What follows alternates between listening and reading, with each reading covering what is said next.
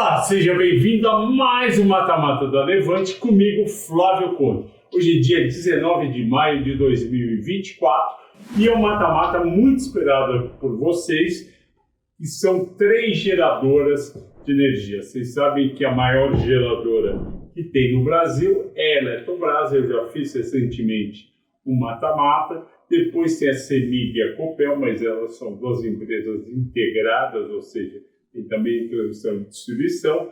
Já as 3 empresas, a AES Brasil, Auren e ENGIE, elas são basicamente geradoras e também tem um pouco de transmissão. Eu vou falar para vocês como foram os resultados do primeiro trimestre, perspectiva, preço justo e qual comprar. Você vai ficar surpreso de qual foi a vencedora. Em primeiro lugar, para todo mundo relembrar, o breaking down do portfólio da AES Brasil. O portfólio atual gera 5,2 gigawatts de energia e no ano passado teve uma receita de 3.400. Tem um pipeline, ou seja, uma fila de projetos que acrescentaria mais 4 gigawatts, portanto ela teria um bom crescimento aí pela frente e um EBITDA em 2023 de quase 1.700 e 333 milhões de reais. Aqui está no mapa aonde que ela atua, o quanto é hídrico, o quanto é eólico, o quanto é solar. Então, pelos números da capacidade instalada, vocês veem que está parecido. Hídrico é 2,7 gigawatts, eólico 2,2 gigawatts e solar que está começando 328 megawatts, totalizando 5,2.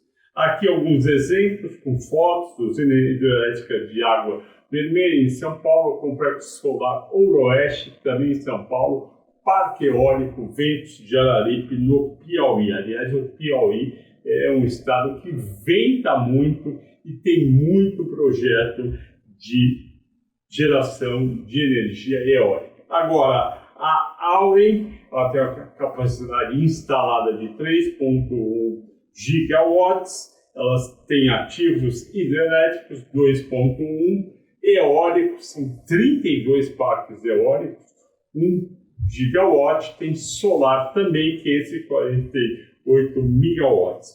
E ela foi líder em comercialização de energia em 2023, com mais de 1.000 clientes, tendo comercializado 4,2 gigawatts no ano. Aqui estão alguns exemplos: usina hidrelétrica Porto Primavera, a maior hidrelétrica de São Paulo. Tem também o complexo eólico Ventos do Piauí e também o complexo híbrido Sol do Piauí, que tem tanto energia eólica como energia solar, como vocês estão vendo aí na foto. Mapa de atuação da ENGIE. A ENGIE é a segunda maior geradora de energia, depois da Eletrobras, 9 gigawatts e ainda mais 1,7 gigawatts de energia eólica e solar. Eles estão expandindo a capacidade.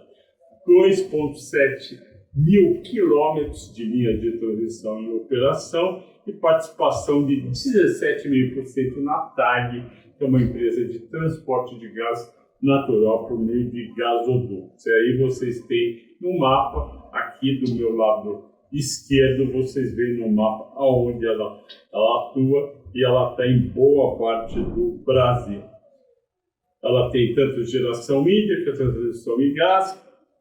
Aí eu mostro a usina hidrelétrica de Jaguará, em São Paulo, as linhas de transmissão da ENGIE e a TAG, Transportadora Associada de Gás S.A.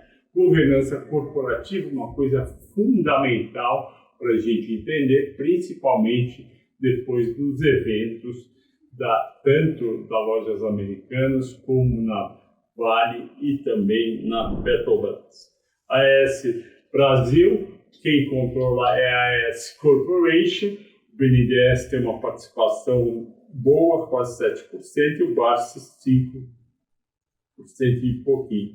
tem um free float de 40,6, está no novo mercado, que é muito bom, 100% de tag along na ON, está no Easy, mas não tem ADR. Qual o problema da AS Brasil? A AS Corporation anunciou que quer vender as ações, quer sair do país, e quando aparece um controlador que quer vender a sua posição, dependendo do ativo, isso faz cair o preço das ações, porque são muitas ações e, por enquanto, não tem algum interessado forte.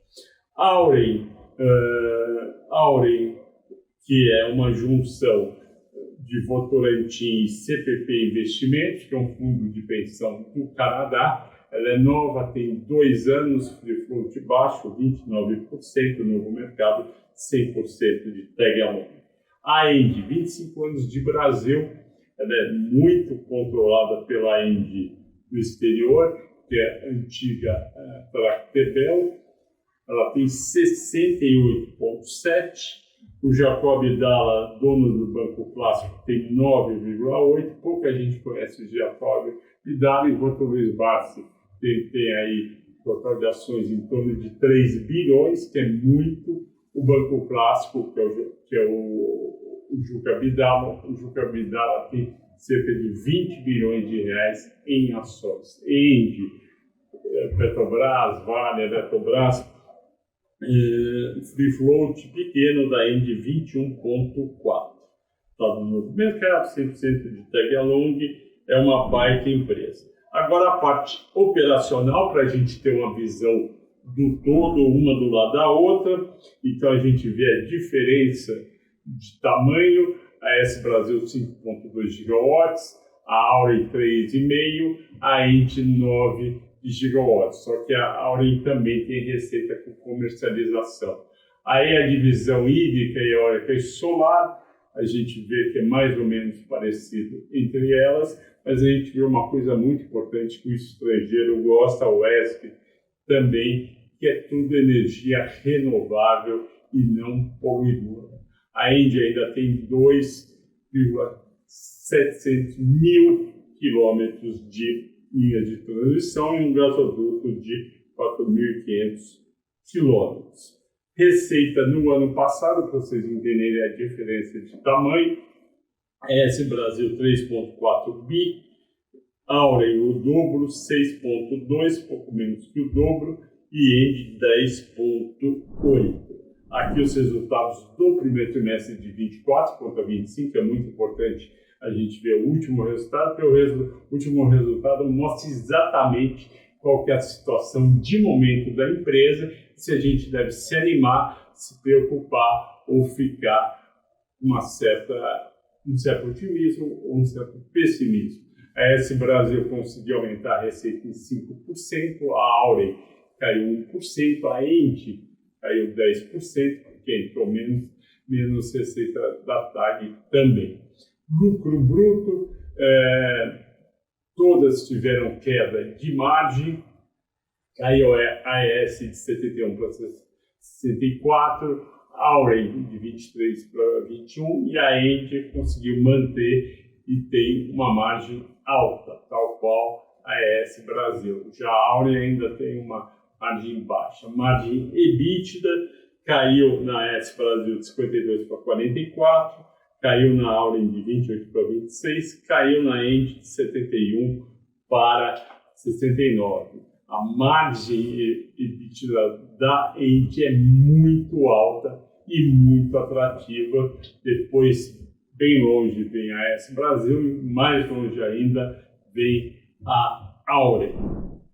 Agora, a segunda parte, resultado financeiro, piorou na AES Brasil e na Auren, porque elas ficaram mais endividadas, melhorou na Engie, porque ela gastou menos, caiu 27% o resultado financeiro negativo da Engie.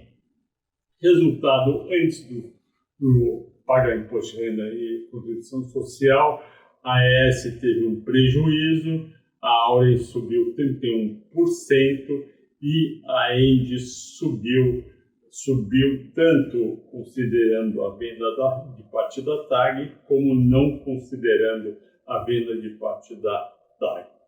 No fim, a AES Brasil teve um prejuízo de 84 milhões, margem negativa de 10%, a Auren teve um crescimento de 10% no lucro líquido, margem de 18%, e a Engie teve uma queda de 10% e, portanto, mas a margem ficou igual.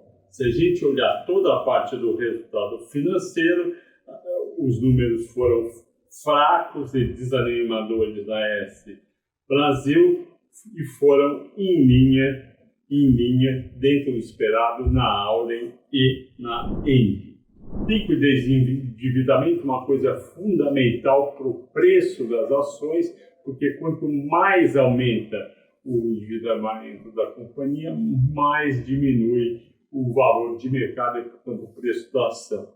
Em um ano, a AES Brasil aumentou em 25% o endividamento, o dívida líquida já foi de 7,4 bi para 9,2. Eu entendo, ela está na fase de investimentos. Depois que os investimentos maturarem, ela vai gerar caixa e vai reduzir a dívida líquida. Mas a foto, de momento, no dia 31 de março de 2024, foi essa. E a dívida líquida e EBITDA ajustado também cresceu, foi de 3,4 para 5,6, e é um número alto, não é preocupante, mas não é agradável. Mas assim que os investimentos começarem a entrar em operação no segundo semestre de 2024 e durante 2025, esses números da AES Brasil vão melhorar bastante. A Auren teve um aumento de dívida líquida de 30%, de 2,7 bi para 3,4 bi, e a alavancagem de dívida líquida sobre EBITDA ajustado 12 meses foi de 1,6 para 1,96. Dentro do razoável, a gente não se preocupa até 2,5. De 2,5 para 3,5, a gente começa a se preocupar. Muito acima de 4, a preocupação é maior ainda, mas dá para entender. A Engie teve o menor crescimento de endividamento entre as três, de 15,1 para 16,4, 7%, e a alavancagem continua bem controlada, de 2,1 para 2,3 vezes.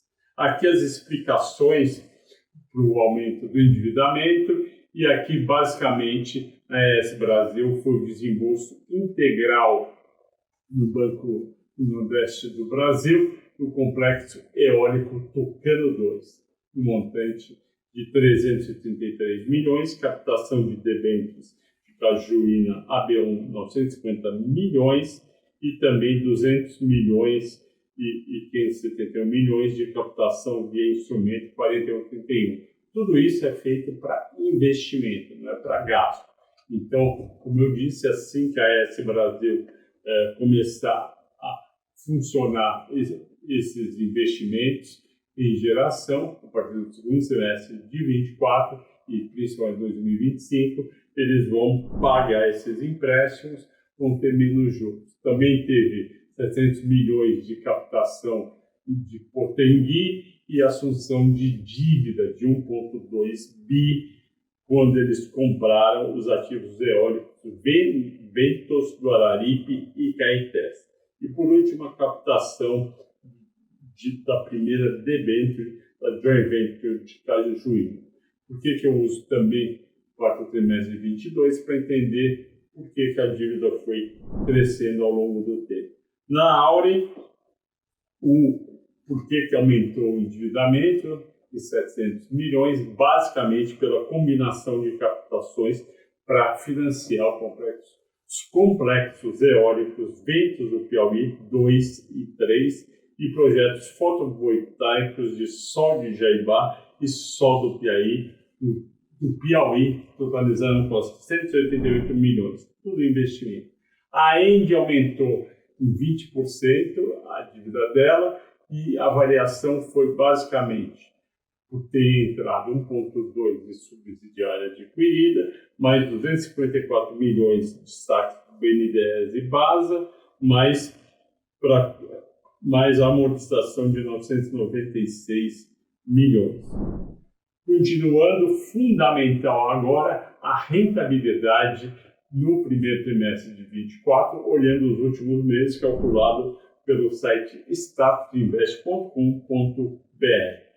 O ROI, que está na terceira linha aqui à minha esquerda, o melhor ROI, retorno sobre o patrimônio líquido, lucro o líquido no período, foi da Engie, 39,9%, Auren, 14,5%, a ES Brasil, 3,5%. O ROI determina muito o quanto você vai pagar por uma ação. Tanto é que vocês veem, quando as pessoas analisam os bancos, ficar discutindo, o ROI do Itaú e do Banco do Brasil já está acima de 21%, o ROI do Bradesco ainda está em 10,4%, mas vai subir. O ROI é fundamental para qualquer investimento em ações.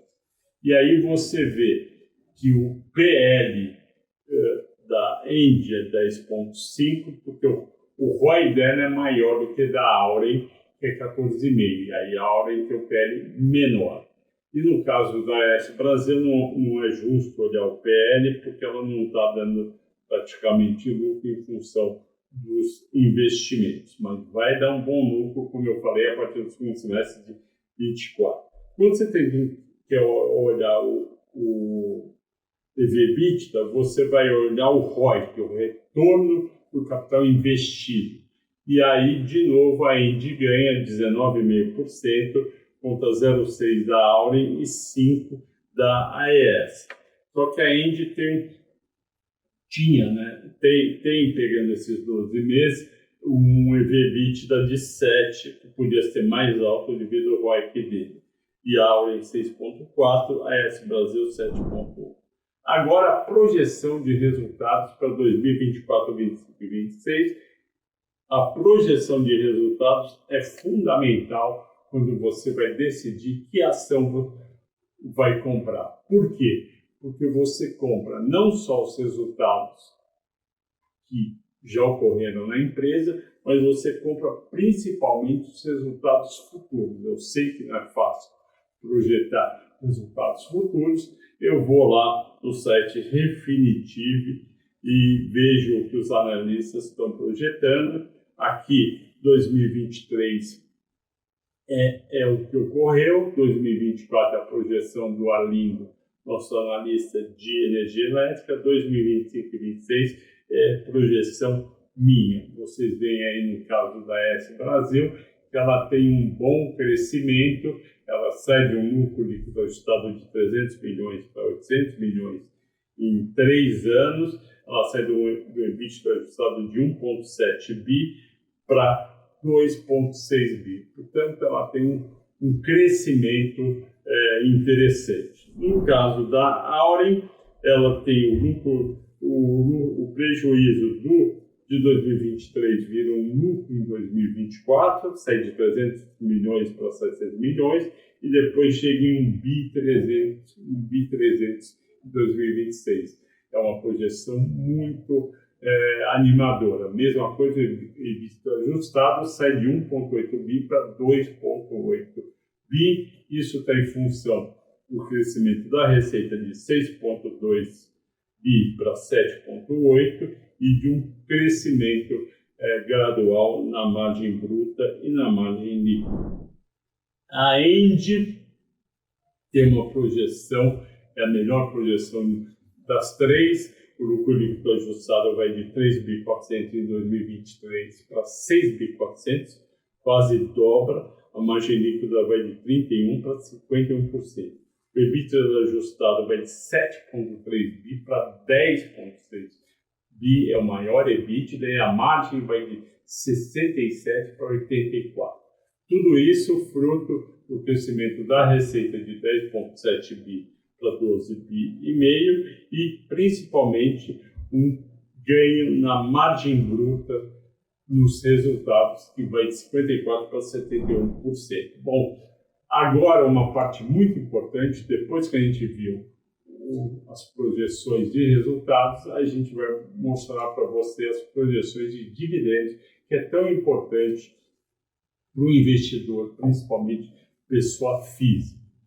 Mas antes de eu mostrar como eu cheguei nos dividendos projetados, eu preciso te mostrar como foram os últimos 5 anos de distribuição de dividendos.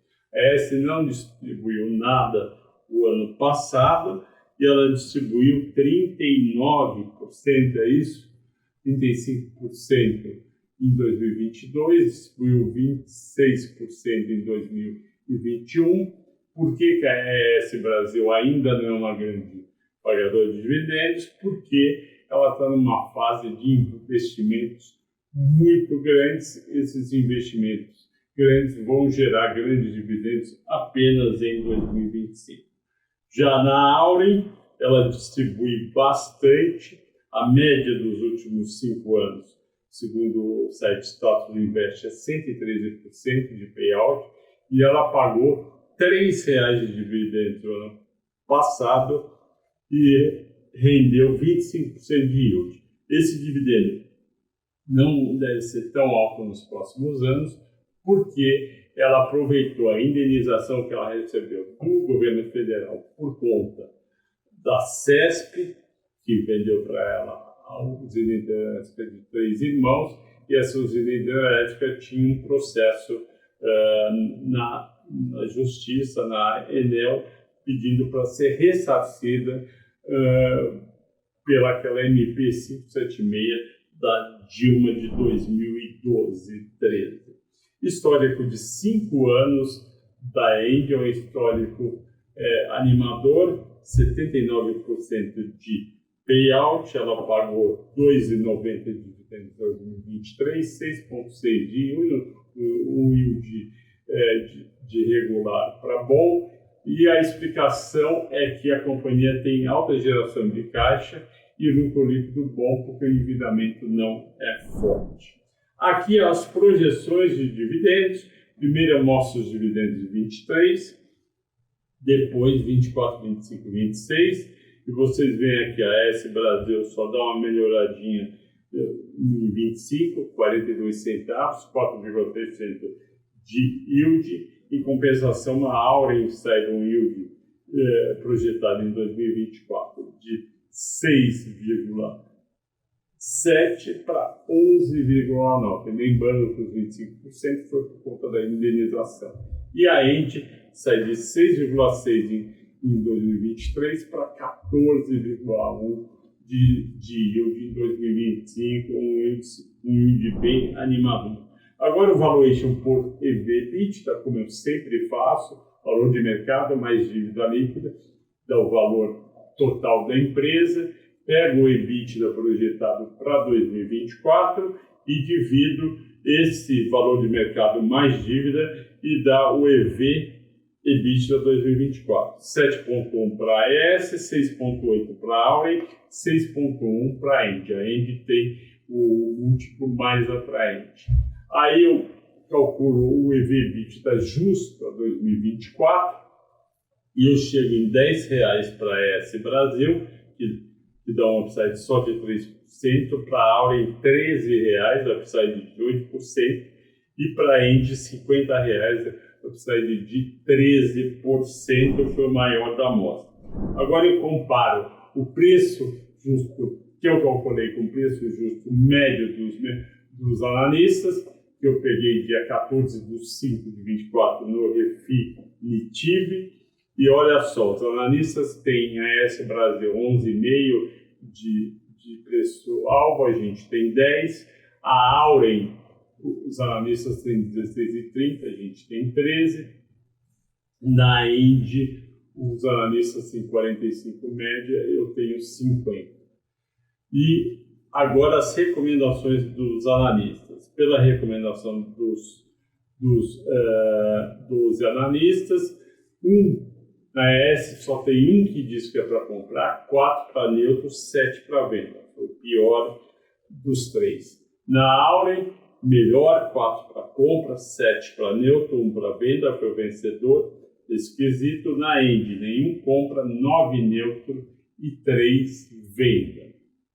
Continuando, o placar final, vocês já estão vendo aqui que venceu a Engie com 5 pontos contra 2 da Auren e 0 do AES Brasil. No tag along eles empataram, dívida líquida EBITDA ganhou a Auren, ROIC, retorno sobre o capital investido, ganhou a ENGIE, retorno dos dividendos para 2024, JCP ganhou a ENGIE com 9,9, menor EBITDA ganhou a ENGIE 6,1, maior potencial de valorização até dezembro de 2024 ganhou a ENGIE 13%, somando os dividendos também ganhou a ENGIE 22,9%. Então 5 pontos para a ENGIE e a Auren, além da menor alavancagem, ganhou na recomendação dos analistas 4 compras, 7 neutro e 1 venda.